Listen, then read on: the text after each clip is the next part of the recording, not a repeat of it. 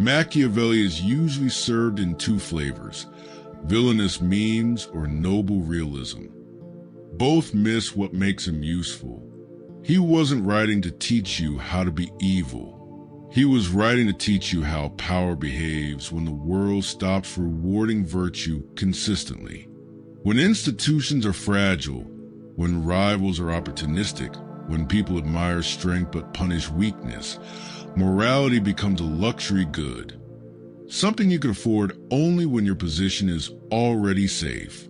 In that kind of environment, intentions don't protect you. Good character doesn't guarantee good outcomes. And being right doesn't stop you from being removed. That's why his ideas still feel sharp. They don't flatter the reader. They don't comfort you with a promise that the universe is fair. They ask a harder question: what actually works when fear, vanity, boredom, and ambition are driving the crowd? If you want to understand influence, whether in business, friendships, politics, or online attention, Machiavelli is a microscope for the parts of human behavior people prefer to hide. But here's the mistake. People treat Machiavelli like a collection of tactics. Do this, avoid that, pretend here. That approach creates small manipulators, people who copy surface tricks and end up paranoid, disliked, and unstable. The real value is not tactics. The real value is the mental model underneath. How reputation forms, how trust breaks, how loyalty is purchased, how fear moves faster than love, and how public perception becomes a kind of currency you either spend wisely or waste. These comments are not summaries of his chapters. They're responses to Machiavelli-style claims, freshly phrased, not quoted, followed by a modern interpretation designed to be practical without copying his words or leaning on overused cliches. The goal is to extract principles you can actually use, especially the ones most people ignore because they sound too cold or too political. In reality, they show up everywhere, in workplaces, relationships, communities, and any environment where people compete for status. Another important point: Machiavellian thinking is not the same as cruelty. It's not even the same as manipulation. It's an awareness of incentives. A Machiavellian lens asks, what does this person gain by appearing kind? What do they lose by telling the truth? What does the group reward and punish, publicly and secretly? If you know those forces, you stop being surprised by betrayal. You stop being shocked when someone switches up. You stop interpreting politics as a moral failure and start seeing it as physics. Predictable motion under pressure. That doesn't mean you have to become cynical. It means you have to become accurate. There's a difference between morality and naivete. Morality is choosing a code and living by it with open eyes. Naivete is assuming other people will protect your code for you. Machiavelli's uncomfortable gift is that he forces you to separate those two. You can still be principled. But once you understand how power works, your principles become strategic instead of fragile. You don't rely on goodwill. You build systems. You shape expectations. You create consequences. You become hard to exploit. The modern world makes his lessons more relevant, not less, because today reputation is not local, it's broadcast. Narratives travel faster than facts. People don't evaluate you with full context. They evaluate you with highlights and rumors. And because attention is scarce, people default to simple stories. Hero, villain, victim. If you don't manage your narrative, someone else will. Not because they're evil, but because humans hate uncertainty. They will fill the gap. Also, most people underestimate how much leadership is performance. Not fake performance, symbolic performance. Humans don't follow spreadsheets. They follow signals, confidence, consistency, decisiveness, and the sense that someone is in control of themselves. Machiavelli understood that rulers don't only govern policies, they govern emotions. They manage fear during uncertainty, pride during victory, anger during conflict. That's why image matters, not as vanity, but as social engineering. At the same time, modern people misunderstand power as domination. Real power is not forcing others.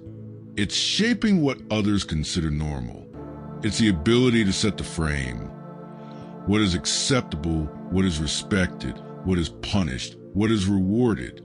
When you control the frame, you don't need constant force. People self-correct to match the environment you created.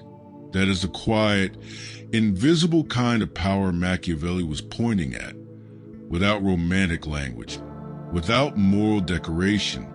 One more clarification. The purpose of this series is not to teach you to win at all costs. That mentality creates short-term victories and long-term enemies. The purpose is to make you harder to manipulate and more capable of building stable influence. There's a version of Machiavellian thinking that is shallow, use people, and there's a version that is mature, understand people. The mature version doesn't make you a predator. It makes you a designer, someone who builds relationships, teams, and reputations in a way that doesn't collapse under pressure. So here's the structure you asked for. A strong introduction, this to set the frame. Then 5 rules. Each one is a Machiavelli-style claim expressed in new words. Under each claim, a full commentary, examples, psychological mechanisms, and practical implications, without quoting or copying text. And one final promise. These won't be the famous, recycled, better to be feared than loved sound bites. The rules will be the quieter, less discussed insights, how leaders get trapped by their own image, how generosity can create contempt, how mercy can become a debt that turns into resentment, how public punishment can backfire if it lacks ritual, how appearing consistent can be more powerful than being correct. Because Machiavelli's real subject wasn't evil. It was the price of being responsible for outcomes in a world that doesn't care about your intentions. Rule 1. Predictability is a form of power because it lets people relax their suspicion. Most people think power comes from being unpredictable. They admire the wild card. They believe that if nobody can read you, nobody can control you. That sounds strong, but in real social systems, it often produces the opposite result. It makes you easier to isolate, easier to frame, and easier to remove. A Machiavelli-style view would say this. People don't fear your strength as much as they fear your unreliability, not because they are moral or fair, but because they are calculating risk machines. When someone can't predict how you'll react, they don't interpret it as mystery. They interpret it as danger. And when a group senses danger, it doesn't always attack you directly. It does something more efficient. It stops investing in you. It reduces access. It builds quiet alliances without you. It starts creating backups. And eventually, it treats your removal as a safety upgrade. This is the first uncommon truth. The fastest way to become politically weak is to become emotionally chaotic. Even if you are talented, even if you are right, even if you are a good person. In groups, stability is more valuable than brilliance because stability lowers the cost of coordination. If people have to spend mental energy managing your moods or guessing your motives, they will look for someone less gifted but more predictable. So the rule isn't be nice. The rule is be readable. The deeper mechanism. Suspicion is expensive. Human beings don't live in truth. They live in probability. When they can't accurately predict you, they fill the gap with worst-case scenarios. That's not paranoia. It's a survival strategy. Your uncertainty becomes a tax on their nervous system. In power terms, suspicion is costly to maintain. A suspicious person has to monitor, interpret, double-check, and prepare for betrayal. Most people don't want to do that work unless they have to. So if you can create an image of consistent intent, I can anticipate what this person will do. You lower their mental workload. And when you lower someone's workload, you become the path of least resistance. That's influence. This is why leaders who are not the smartest often rise. They are predictable. People know what will happen if they deliver results, and they know what will happen if they cross a line. The system becomes simple. Simplicity is comforting. Comfort creates loyalty. The misunderstood point: predictability is not weakness. Many ambitious people avoid predictability because they confuse it with being boxed in. They think, if I become consistent, I lose flexibility. But consistency doesn't mean you always do the same thing. It means your reasons remain stable even when your actions change. There are two kinds of predictability. Predictable behavior, rigid, repetitive, easy to exploit. Predictable intent, stable motive, stable standards, stable boundaries. The second type is power. A Machiavellian ruler doesn't need to be soft. They need to be coherent. The group should feel, even if I don't like the decision, I understand the logic. I understand the line. That's why the most dangerous leader is not the harsh one. It's the random one. Harshness can be navigated. Randomness cannot. The uncommon insight, misunderstood, is often self-inflicted. People love saying, I'm misunderstood. It sounds like depth. It sounds like sophistication. But socially, being misunderstood usually means one of three things. You communicate in a way that protects your ego more than it informs others. You change standard depending on mood, and then call it complexity. You rely on others to interpret you correctly without giving them the tools. In power dynamics, that is not depth. That is negligence. If you are responsible for outcomes, you don't get to be misunderstood for long, because misunderstanding is where rumors are born. And rumors are how people steal your authority without fighting you directly. Machiavelli's world was full of indirect attacks, whispers, alliances, narratives, symbolic insults. Modern life is the same, just faster. If you leave your intent unclear, someone else will define it for you, usually in the most convenient way for them. How predictability actually protects you. Predictability doesn't just make people trust you. It also makes attacks on you harder. If you have a consistent reputation, this person is strict but fair. This person is calm under pressure. This person keeps promises and enforces boundaries. Then accusations bounce off more easily. Not because people are rational, but because they already have a stable mental picture of you.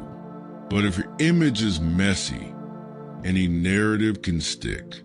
A rival can paint you as unstable, disloyal, arrogant, manipulative, or incompetent, and the group will think, maybe, I'm not sure. And in politics, maybe is enough to justify exclusion. This is the second uncommon truth. Reputation isn't about being liked. It's about being hard to reinterpret. When your intent is stable, you become less vulnerable to reinterpretation. Practical application. The 3 constants. If you want to apply this rule without becoming fake, build 3 constants that never change. 1. Constant standard. What do you always reward? What do you always punish? If people can't answer that, they will test you until they can. 2. Constant tone. Not emotionless, consistent.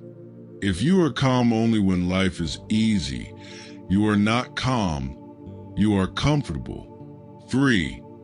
Constant explanation level. Decide how much you explain and make it consistent. Over-explaining sometimes and stonewalling other times creates suspicion. These 3 constants make you readable. They reduce social friction, and they give others fewer openings to manipulate you. The dangerous trap, generosity without structure. Here's a Machiavelli-adjacent detail people rarely talk about. Generosity can make you weaker if it is not tied to an obvious standard. If you give rewards randomly, people stop seeing your rewards as recognition and start seeing them as mood. They don't feel gratitude. They feel entitlement mixed with anxiety. They think, I hope I stay in favor. That creates 2 effects. People compete for your mood instead of working for your mission. People resent you for making their security dependent on your emotional weather. So even your kindness must be structured if you wanted to build power rather than chaos. The core takeaway: to lead, to influence, to keep your position, you don't need to be loved. You don't need to be feared. You need to be legible. You need to be consistent enough that people can coordinate around you without fear of sudden, irrational cost. Machiavelli would likely admire the person who could do hard things without looking cruel, not by hiding, but by making the logic visible and the boundaries stable. Because once people understand your intent, 2 things happen. Your allies stop wasting energy second-guessing you. Your enemies lose the easiest weapon, rewriting your motives. That is the quiet power behind predictability. And in most environments, especially modern ones, quiet power lasts longer than dramatic power. Rule 2: if you must disappoint people, disappoint them quickly. Slow disappointment breeds enemies. A lot of people think conflict becomes dangerous because of what you do. Machiavelli would push you to notice something colder. Conflict becomes dangerous because of how long you make people hope. When you delay a no, when you keep someone in uncertainty, when you offer vague maybes to avoid tension, you're not being kind. You're creating a slow poison. The person doesn't just feel denied, they feel played. They feel manipulated by time. And once someone believes you wasted their time, they stop negotiating. They start collecting evidence. They start recruiting sympathy. They start planning revenge in ways that look like fairness to everyone watching. This is a rare point people don't say out loud. The fastest way to create resentment is to make someone invest effort into an outcome you already know you won't give them. Even if you didn't mean harm. Even if you were trying to be nice. Even if you were hoping it might work out. From the other side, It looks like you use their energy as a placeholder until you made a safer choice. Machiavelli's world was full of petitioners, allies, nobles, and factions. Your world is too, just wearing different clothes.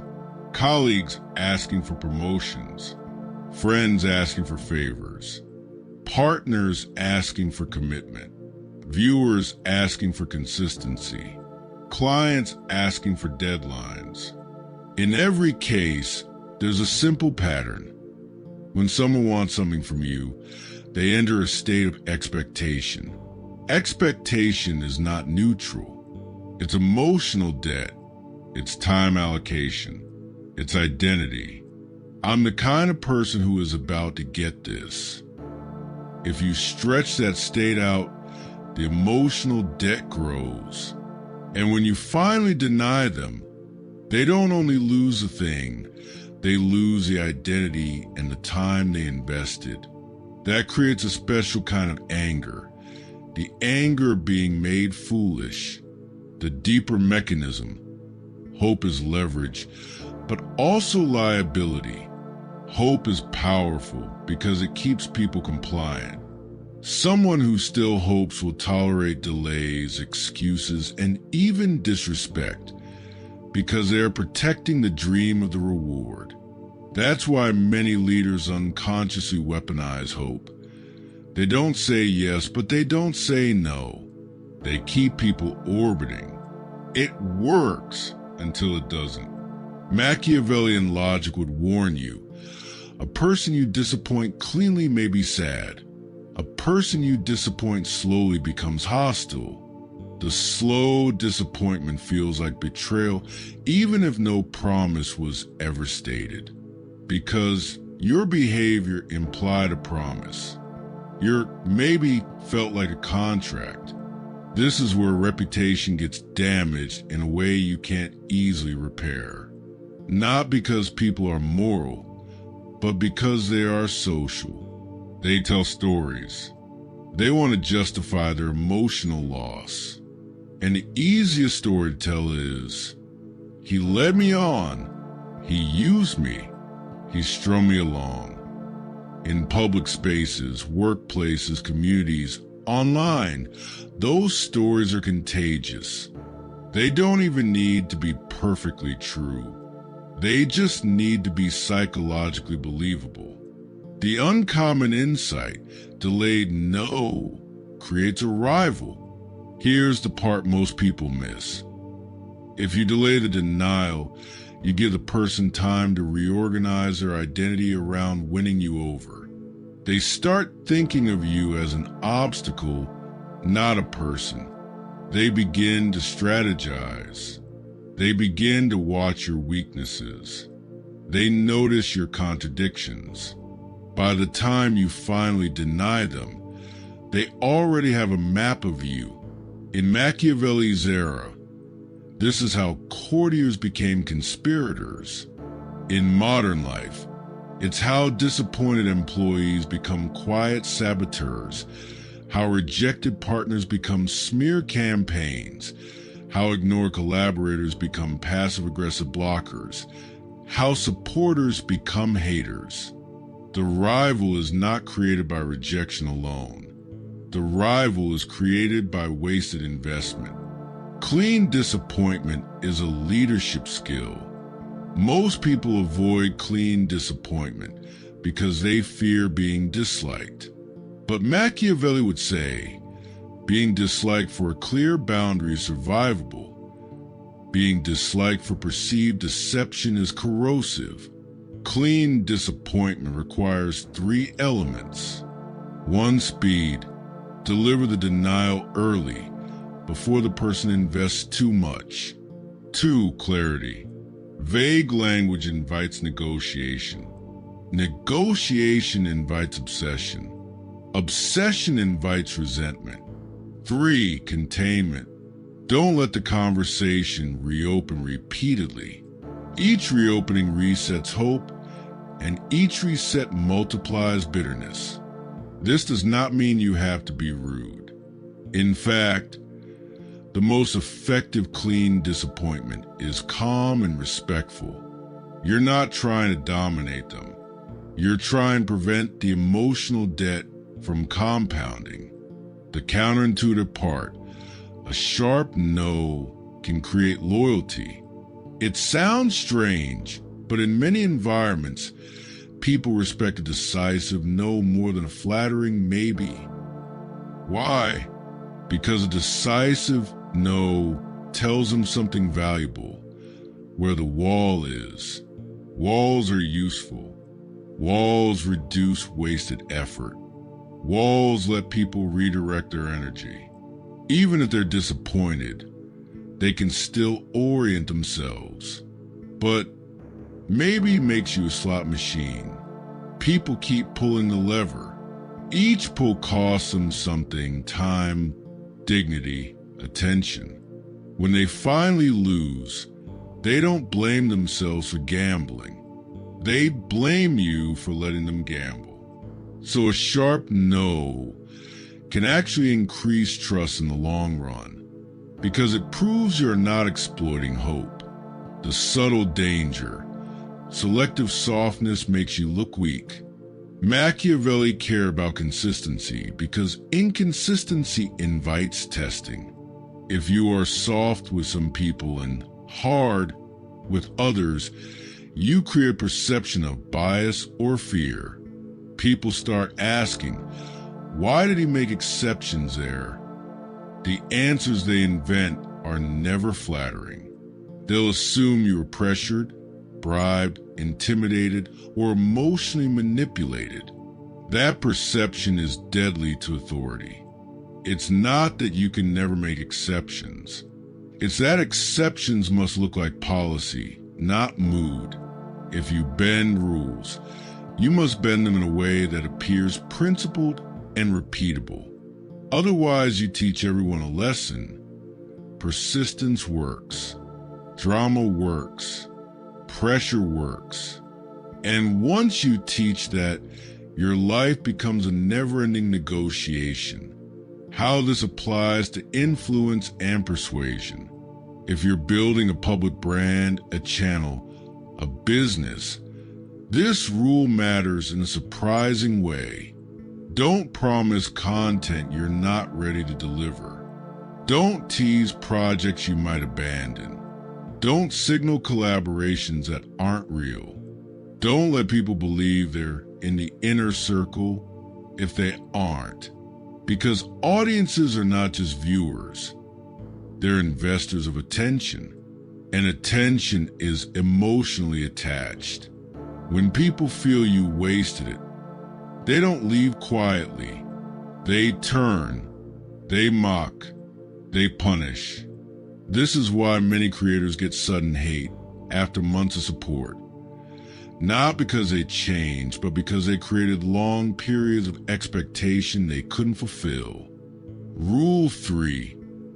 Never let people believe your power comes from your mood. Make it look like it comes from a rule. Most power collapses because it is personal. It lives in feelings. Who the leader likes today, who annoyed them, who flattered them, who caught them at the wrong time. That kind of authority can look strong in the moment because people fear it, but it's actually brittle. It forces everyone to constantly read emotional weather. And when a system depends on mood, it creates a hidden competition. People stop competing for results and start competing for access. Machiavelli would recognize this instantly. He watched courts where status was decided by proximity, whispers, and timing. Modern workplaces and online communities are the same. The names changed. The engine didn't. Here's the uncommon principle. People can tolerate harsh rules, but they cannot tolerate unpredictable emotion. Harsh rules at least feel stable. Unpredictable emotion feels humiliating. And humiliation doesn't create loyalty. It creates quiet revenge. So if you want durable influence, You must build a very specific illusion that your decisions are not personal reactions but impersonal standards. Even when you are emotional inside, even when you have favorites, even when someone offended you, if the outside world can see your mood shaping outcomes, your authority will slowly rot. Why this is rare and powerful. Most advice says be authentic, but raw authenticity is not leadership. It's self-expression. Leadership is the ability to represent something larger than yourself. A mission, a standard, a direction. Machiavellian thinking isn't anti-authentic. It's anti-impulsiveness, because impulsiveness makes you controllable. If people realize they can steer your emotions, they can steer your decisions. And once they believe that, two things happen. The most manipulative people gain power over you. The most competent people lose respect for you and disengage. This is the hidden tragedy of mood-based leadership. It rewards the wrong players. The psychology: humans hate uncertain justice. In any group, people constantly measure fairness, but not in a philosophical way. They measure it in a survival way. Will the same behavior get punished tomorrow? Will the same effort get rewarded next week? Or does it depend on the leader's mood? When outcomes feel inconsistent, people become anxious. Anxiety makes them political. They begin to protect themselves, hoard information, build alliances, and keep receipts. The atmosphere becomes tense, not because everyone is evil, but because nobody trusts the system.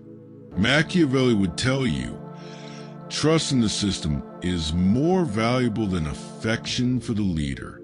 Affection changes with gossip. System trust survives gossip. So the leader who wants stability must be seen as an agent of rule, not a creature of emotion. The uncommon insight: favorites are less dangerous than favorite behavior. People always assume favoritism is the main problem.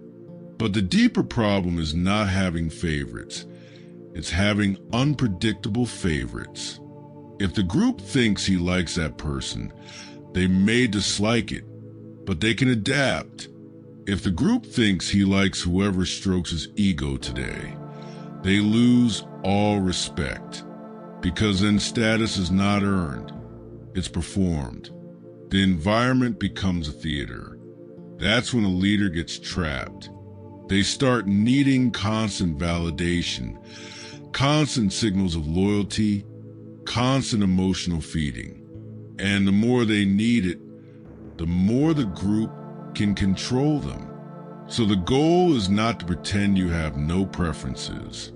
The goal is to make your preferences look like they follow repeatable criteria. The rule-based illusion. How to build it. You don't need a written constitution. You need 3 visible patterns. 1. Predictable thresholds. People must know what triggers consequences. Not don't disrespect me, but miss the deadline twice and the project is reassigned. Not be loyal, but publicly undermine the decision and you lose decision-making access. 2. Predictable rewards. Reward outputs, not closeness. Even a small reward system, if consistent, kills a lot of politics. 3. Predictable escalation. First warning, then consequence, then removal. Mood-based leaders skip steps randomly. Rule-based leaders follow a ladder. When people can see the ladder, they fear you less, but they respect you more. And respect is more useful than fear in the long term, because fear invites plotting. But what if I need be feared? Machiavelli is often associated with fear. So here's a nuance. Fear is useful when it is bounded. Unbounded fear becomes hatred. Hatred becomes conspiracy. Bounded fear comes from rules. If I cross that line, I will face that consequence. Unbounded fear comes from mood. If he wakes up wrong, I'm dead. The first creates discipline. The second creates sabotage. So if you want to use fear as a tool, you must make it look procedural. Even punishment should seem like they are what happens, not what you decided in anger. This is why mature power often feels boring. It feels administrative. It feels like gravity. Machiavelli's logic, stripped of the cliches, is not a celebration of cruelty. It's a study of stability. Power lasts when other people can predict your intent, because predictability relaxes suspicion. The moment your motives feel unreadable, people don't experience you as mysterious. They experience you as risky. They stop investing in you. They build quiet alternatives. And eventually they treat your removal as a safety measure. That's why the strongest influence often looks boring. Coherent standards, consistent boundaries, and a reputation that's difficult to reinterpret. From that same lens, one of the quickest ways to manufacture hostility is not rejection itself, but slow rejection. When you delay a no, you allow someone to invest time, identity, and hope into an outcome you are unlikely to give. When that hope collapses, the person doesn't only lose a reward, they feel made foolish for believing. That kind of emotional loss turns into resentment. And resentment is energy that searches for a target. A clean denial can be painful, but it's contained. A delayed denial breeds stories, recruits sympathy, and creates long-term opponents. Durable authority also requires that your power never appears to come from your mood. People can tolerate strict rules, but they cannot tolerate uncertain emotion, because mood-based leadership forces everyone to read the weather. When outcomes depend on your feelings, the group becomes political. Competence loses the access, results lose the flattery, and manipulation becomes the fastest route to safety. The Machiavellian move is to make decisions look procedural, like an impersonal standard, so that even when consequences are firm, they feel consistent. Bounded fear creates discipline.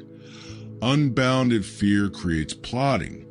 Conflict, in this framework, isn't only about defeating threats. It's about removing what makes threats profitable. Rivals become dangerous when attacking you earns them status, attention, or a heroic narrative in front of an audience. If you fight them on a stage, you may validate their importance and invite spectators to become tribes. A smarter response is to starve the theater. Keep disputes boring, narrow, and procedural.